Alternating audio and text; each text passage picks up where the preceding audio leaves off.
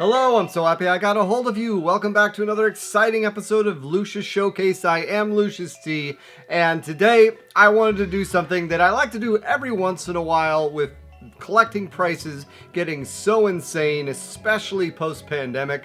I just wanted to kind of see what my NES games looked like, and holy bejesus, it's getting ridiculous out there. So for this, we're doing my most expensive NES games, and that's going to be whether it's CIB, loose. I mean, I could have done 5 loose versus 5 CIB, but I really just wanted to do just 5. But because of that, we added a 6. So there's going to be a 6th one on this list, and it's one that was actually one of my games from childhood that I really didn't care much for, and I did a Hated Gems on it years later, like years later as in a few years ago, and I really enjoyed it, and that is G.I. Joe Real American Hero.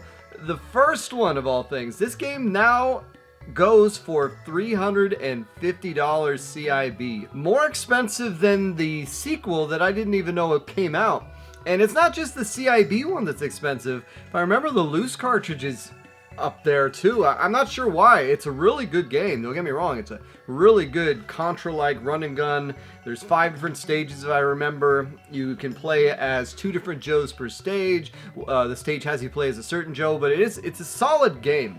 It's unfortunate it is so expensive, and because of licensing, I can't imagine that it's going to be easy to re-release it, but very good. Wanted to have it be number 6, especially because it was a game that I remember getting. I want to say I got that for a Christmas or a birthday or something of that nature. So yeah, G.I. Joe Real American Hero, $350 and change. That is my 6th most expensive NES game in my collection. Now my 5th most, I actually picked up in a lot of the entirety of this series on the NES. Now, I would expect this one to be the most expensive, as it is the last in the collection, and it is CIB, and that is Dragon Warrior 4. Currently going for around $375. Now, all these prices, once again, are going to be based on pricecharting.com. So $375 for the cart, the manual, and the book. Or cart, the manual, and the box, not the book. I don't think this has the map. I'd have to check. That's the issue with CIB sometimes, is some of these games came with maps, and you don't necessarily know if that's there until you get it. They'll even advertise the CIB and then not have that. I'm not talking about the loose paperwork BS, but stuff like that. I played the first Dragon Warrior, I want to say 2 years ago now. I've only played Dragon Warrior 11 besides that, and I gotta admit, it didn't gel with me. I know Akira Toriyama has legendary art styles, but there's a reason why I'm not an anime fan. I didn't get into Dragon Ball Z, and the fact that his artwork is the guy is responsible for Dragon Warrior, I can get why I didn't get into that either. I am much more of a grounded Final Fantasy type, and more realistic art style. Even though I like the Fire Emblems, and I like the some of the chibi stuff at times, it just, something about Dragon Warrior just didn't click. I don't know. I hear 4 and 3 are really good, and I know 3 is supposed to be getting an Octopath type remake, so I'll have to check that out. But yeah, let me know in the comments if I'm dead wrong, if I should try 4, if I should try it on something else that isn't the NES. I know the Super Nintendo ones supposedly are better. But that is number 5 of my most expensive, $375 CIB Dragon Warrior number 4. So this is hilarious. While I was just filming this, I mistakenly grabbed the wrong game for number 4. Now, number 4 is Mario Brothers, but I thought it was Super Mario Brothers. It's actually the original Mario Brothers, the one that has the blue on it, and this game actually was the game that came with my original NES when I got my NES, I want to say in 1990. And I remember at the time I was so happy that it was a different Mario Brothers, because at the time I didn't like Super Mario Brothers, the first one. Still don't really like it either, but I love Mario Brothers. And this game, complete in box, goes for $436, something crazy like that. So it's insane. Though it makes sense, because I can't imagine many people went out and bought this game.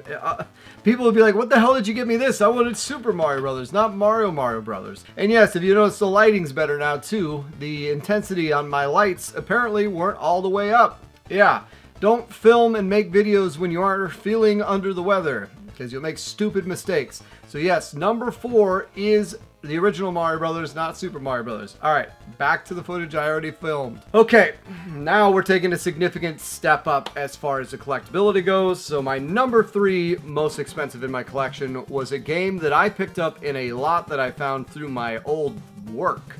So a customer came in and said his girlfriend had a bunch of NES games, and she sent a picture of it, and then for months I was trying to get these games because in that lot there was a very expensive game that I didn't want them to know they had because they hadn't thrown a price out yet. They said, hey, give us $75 for the lot. There was like 24 games. I'm like, absolutely. And in that was a Hollywood rental video store version of Bonk's Adventure. I almost wish I had left those stickers on it just because it was a nice little prominence, but I took it off, but there's still a little bit of remnants. I didn't take the back label off, but someone must have at some point. But yes, Bonk's Adventure, at the time I want to say was a $200 or $300 game. I got it, I want to say 2015. Now it goes for an insane $889 for a port of a TurboGrafx game. That's allegedly not even a very good version of it. I still haven't played it. For years, I've been trying to think of a reason to play it. One of the ideas I had was doing a these games are so freaking expensive month and playing that and a few of the other ones I have, but I just never really got around to it. So let me know if you've ever played Bonk's Adventure, if it's worth playing. And I'm sure happy to have it. And to that customer, thank you. Thank you so much, because I got a bunch of other good games in that lot too. Nothing like this Bonk's Adventure though. So that was really probably the best find I've gotten in my collecting life still to this day. Number 2. So number 2 is a Frankenstein copy of a game that, if for some reason I have no clue how I didn't know about this growing up, because it was my favorite television show when the NES was out. The game for the NES, the first one, was one I picked up and loved. It wasn't my favorite, but it was a game I really enjoyed. And Chip and Dale Rescue Rangers 2 CIB. Happy to have it in collection. It's my most expensive CIB NES game. It goes for $1,400. Are you freaking kidding me? Now, what happened with this is I actually, because the box, you can't really tell. These protectors always make it look so nice, but the box is not in the greatest shape. And the box and manual I got, I want to say in an eBay auction for $100. Now this was several years ago, but still at the time that wasn't a crazy deal. And then the cart, I want to say I got the cart for a Christmas gift for maybe $150. So all said and done, I made a complete copy of this for around $250. At the time, the game was around CIB maybe $300-400. So it was still a decent deal, but not $1,400. And the fact that I didn't know a sequel existed of this game, that literally Chip and Dale Rescue Rangers was my favorite TV show. I used to gauge time by Chip and Dale Rescue Rangers episodes. My mom would be like, oh, how long are Dad and Matt gonna be gone? Oh, they'll be gone about 2 episodes. Or 4 episodes or so. That's how I would register time, was Chip and Dale's episodes. So the fact that there was a sequel on the NES, which at the time is just, it's always so funny to me how many times there's sequels on, like I didn't know Chip and Dale 2 existed, RC Pro-Am 2 existed, G.I. Joe 2 existed. So many 2s. There's just, I almost want to make a video about that, just all the random sequels that came out that just no one had a clue of or just no one knew about. And last and not least is number 1, which if you've been a fan of the channel for years, you know what's coming here. My number 1 most expensive game is my most expensive game by a mile. I think it's almost all of these games combined, and that is Only Cart of Little Samson. Now I have a box that it's in. The box is actually a reproduction box that when I bought it off eBay, it came with that, so I didn't have it made. But yes, I do have a authentic cart only, very clean Little Samson. Loved having this game. At the time I bought it, it was going for around $700 to $800, and I got mine for, I want to say, $750. Now, I didn't spend that much. I'm not that insane. What it was at my old job, every once in a while, the manager would have what they call spits. So spits are kind of incentives. So it's like you sell X amount of cars, and you'll get a watch, or you'll get a TV, or you'll get something. So I had been talking incessantly about Little Samson. If you remember back during my journey to Retropalooza days in 2015, it was like, Little Samson, I gotta have Little Samson. So I wouldn't shut up. Of course, I told all the people at work about it. They could care less. And so randomly one day, we had this car that had been sitting on the lot for, I want to say, almost a year. And so he told me, he's like, Luke, if you sell this car, I will buy you Little Samson. And I told him, like, are you serious? He's like, yes, I will buy it. That's how desperate they were to sell it. And I told him, like, you know what it's worth? He's like, I don't care what the game costs. He should have cared. So when I sold it, and they're like, all right, let's do it. He's like, how much the game? Like $500? I'm like, nah, a little bit more than that. Are you kidding me? So he gave me $500. That was the cap.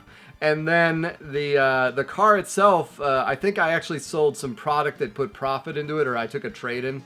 And so that added another $200 of value. So out of my own pocket, this game only cost me $50. And it's currently worth, I know, I built it up. It's currently worth $2,550 and change. Jesus.